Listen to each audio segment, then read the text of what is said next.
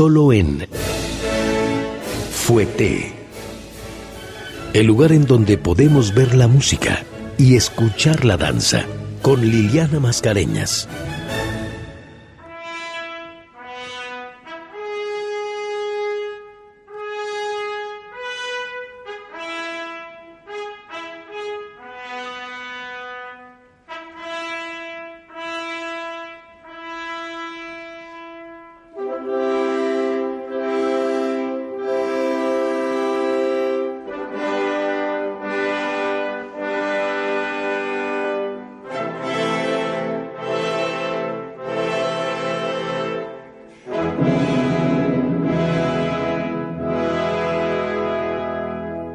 Hola, ¿qué tal? Muy buenas noches.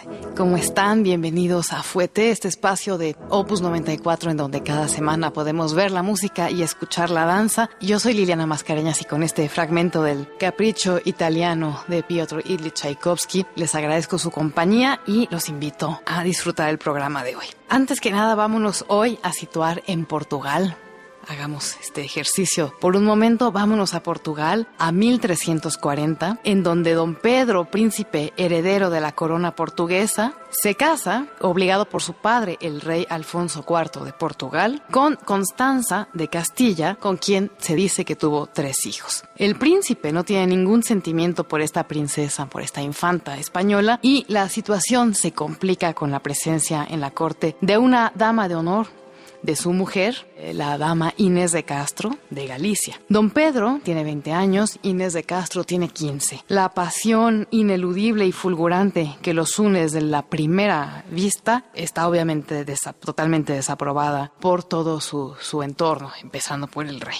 Porque, además de todo, Inés no es portuguesa y sus 2 hermanos, Álvaro y Fernando, son amigos cercanos de don Pedro. Los nobles portugueses temen que el príncipe se deje influenciar por este lado castellano. Castilla y León eran en ese momento los 2 enemigos más temidos de Portugal. Cuando la infanta Constanza, la esposa de don Pedro, muere dando a luz a su tercer hijo, las relaciones entre don Pedro y su padre no hacen más que irse degradando cada vez más. Este había sido un matrimonio político y pues el rey sufre de la pérdida de la infanta de Castilla, que era su aliada políticamente. Don Pedro, además, vuelve a negarse a todo intento de recasamiento con fines políticos y quiere solamente vivir finalmente su gran amor por Inés libremente. Alfonso IV, el padre de don Pedro, decide entonces que la única solución es asesinar a Inés de Castro y esto lo ordena a 3 de sus esbirros el 7 de enero de 1355. Ella teme por su vida, intenta irse a refugiar a un convento, pero pues antes de lograr llegar ahí es asesinada. Un par de años después, tras la muerte de su padre, en 1357, don Pedro se convierte en el rey Pedro I.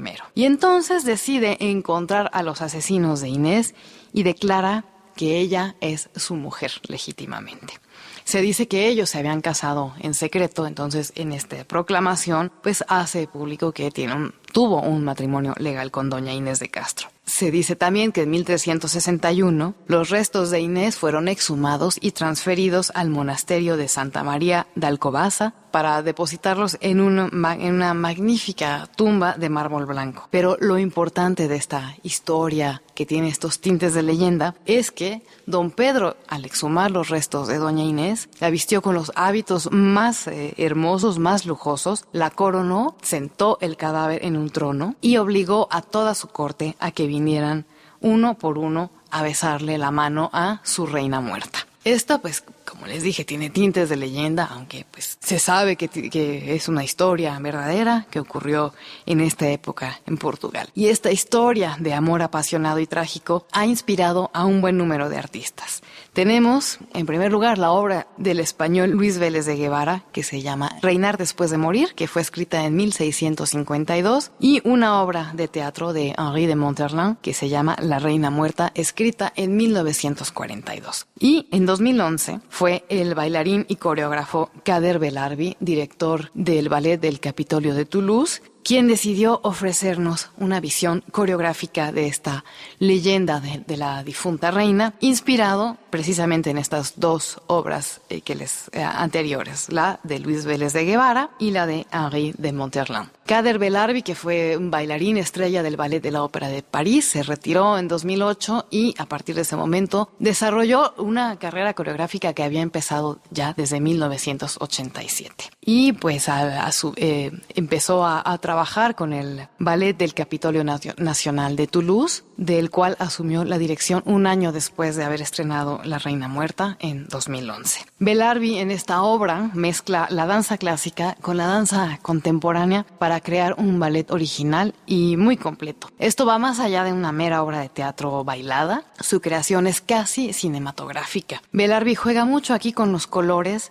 las luces y los ambientes. Los claroscuros de las escenas del rey de Portugal son magníficas y a la vez profundas y sombríos, lo que nos recuerda el lado humano y afectuoso de este personaje tan temible aparentemente. La escenografía es muy simple. Hay algunos paneles que tienen como estas celosías en metal forjado que ayudan mucho a este efecto de dejar pasar la luz o de oscuridad, y estos paneles se mueven en el escenario, estas como rejillas, sí, con filigrana, y hacen esta sensación de ser una celda, de una prisión, o de ser el ventanal de una habitación, o de darle profundidad a otra escena. Hay unas sillas móviles, que es prácticamente el único complemento, además de estos paneles, unas sillas móviles muy altas que hacen las veces de trono y de sillas de los consejeros, una cortina negra al fondo que también se quita o se pone o se mueve hacia un lado, a la mitad o al centro, para simular accesos o ventanales en una habitación, y unos faroles o especie de candiles que descienden según sea necesario en el momento, descienden del techo, a veces están muy al ras ya del piso, algunas veces nada más están de un lado, según la escena lo vaya demandando. Y lo esencial de este ballet se basa en el ambiente y, pues, por supuesto, en los bailarines. El vestuario también es muy de época, es de época estilizado, es decir, vemos los vestidos de las mujeres con los hombros que tenían como unas trenzas muy gruesas encima. Las mujeres usan zapatillas de punta. Doña Inés tiene la falda media pierna, su vestuario es sencillo, nada más con estos detalles en los hombros, y las integrantes de la corte tienen pues vestidos al tobillo con telas muy pesadas en colores ocres, verdes, dorados, y los hombres usan pues el tradicional vestuario también de la época, estos trajes negros un poco rígidos con los cuellos blancos como en acordeón, sí, estos acordeones redondos. La Reina Muerta es un ballet en 2 actos y Belarbi decidió utilizar música de Tchaikovsky y de sus grandes ballets. Para esto, el coreógrafo explica que al principio no sabía qué quería hacer musicalmente. Había pensado mucho en emplear música mozárabe, que era concomitante a Portugal y España, y además estaba históricamente muy bien ligada a este episodio de Inés de Castro, pero como no tenía mucho tiempo para realizar este montaje, no se quiso arriesgar a emprender la búsqueda de la música más adecuada. Así que él cuenta que pasó semanas y semanas escuchando todo tipo de compositores y finalmente, escuchando a Tchaikovsky, descubrió varios fragmentos de su obra que pensó que eran los más adecuados. Entonces hizo como un inventario, una selección de unas 3 horas de duración, y en el diálogo con la obra de Tchaikovsky llegó finalmente a los 98 minutos que dura actualmente este ballet y que le construyen la dramaturgia musical. Belarbi dice que Tchaikovsky es un compositor que tiene la ventaja de ser conocido, pero que sobre todo pues era un verdadero compositor de música para ballet, y dice que aunque se trataba obviamente de un compositor ya fallecido, él sentía o haber tenido la sensación de lograr una fluidez musical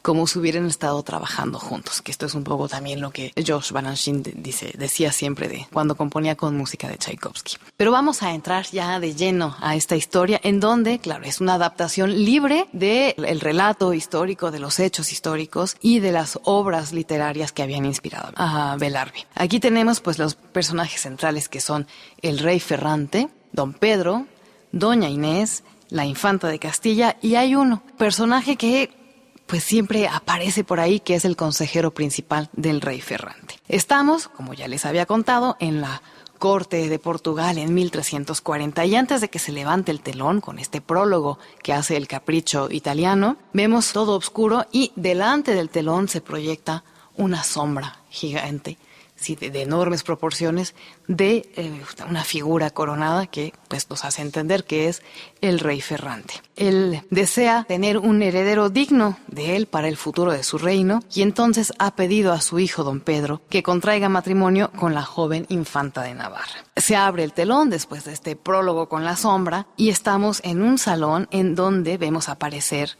a doña Inés, que tiene un vestido azul profundo. Aquí doña Inés siempre es azul oscuro o va cambiando de tonalidades, pero doña Inés siempre es azul y don Pedro siempre es un azul pero más violeta. Aquí Belarbi quería destacar como la pasión de estos personajes a través del empleo de las distintas tonalidades de azul. Entonces vemos primero a doña Inés en un vestido azul que entra al salón bailando, tiene el pelo recogido en una sencilla trenza y aparece don Pedro con un pantalón color violeta tan profundo que parece a momentos que es negro. Hacen una alegre danza, pues es una danza de enamorados, inocente, pero a la vez se puede sentir la pasión y el enamoramiento de estos jóvenes y sobre todo se disfruta muchísimo los movimientos que Belarbi teje para darnos esta impresión de la candidez de doña Inés de Castro. Hay una cortina negra al fondo y a los lados están estas rejillas metálicas que les conté al principio. Y vamos a escuchar este primer dueto de don Pedro y doña Inés en donde pues